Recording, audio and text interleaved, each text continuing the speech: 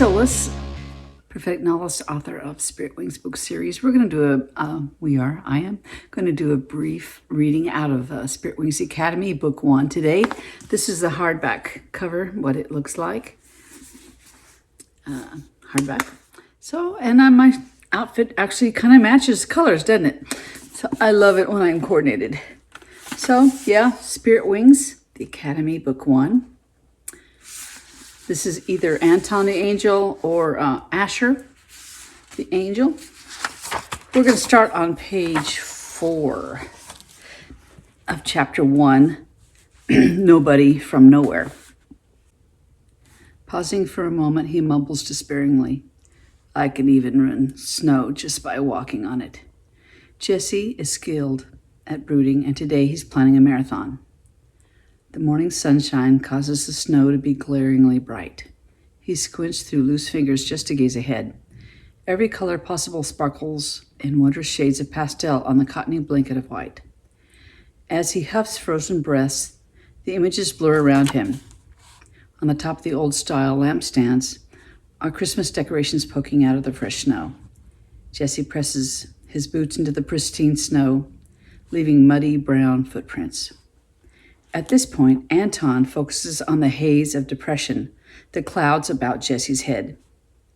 He's not authorized to clear the air. The darkness is drawn in by the boy's continual thoughts of dismal gloom and doom.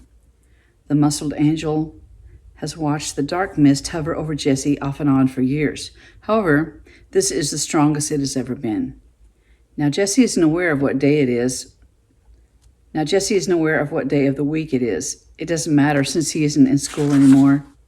However, he does like weekends when school kids leave more food behind in the mall than adults. The last 3 years have been grimly cruel for Jesse, and his eyes have seen a lot in his young life. This reality would be tragic for anyone, and for the young Jesse, it is most cruel.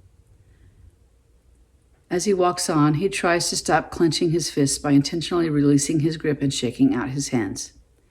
It has made his hands ache more in the cold December air. As a city kid, he longs for large open spaces with grass, trees, and sunshine, but that's not where he is. Instead, he is nobody from nowhere. At least that's how he feels. After passing through the park, he walks in front of a humble cafe. He is now deep in Spanish Harlem. He sees his reflection in the cafe's old French windows. "I hate you," he says to the reflection of his cold face in the window. He is a survivor, but he hates what he has become as a result. He talks to God often, however, he never waits for a reply. He just wants God to know how he is suffering. The day his parents left him to tour with a band, he was left at his Uncle William's. The habit of talking to God started during this lonely time. Jesse calls his uncle Bill. His uncle is always too drunk to know the difference anyway. The smell of coffee captures Jesse's attention. In front of the cafe is an outdoor table and chairs with a cup of coffee and some food wrapped up in wax paper, both abandoned in the chilly air. Glancing left and right, Jesse seizes the 2 items and walks briskly away. Who would eat outside on a day like this? Jesse wonders, considering the food is unwanted by the owner. Due to plenty of cream and sugar, he manages to down the coffee.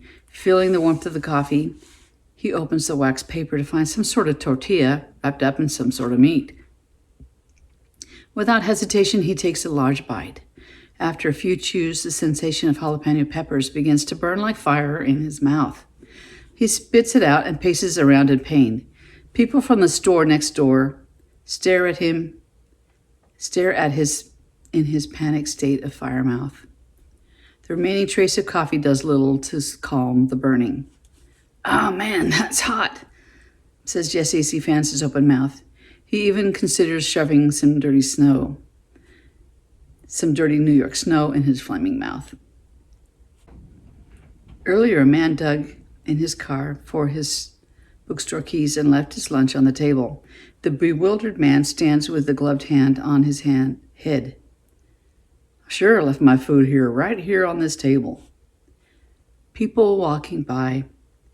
Jesse make no contact, giving him that invisible feeling from what he calls normal people with places to go and people to meet. The neighborhood's atmosphere is tense due to the terrorist threat of orange in New York City these days. Orange stands for high. The only color above that is red for severe. End of page 7. Hope you enjoyed the little excerpt out of Spirit Wings Academy, Book 1.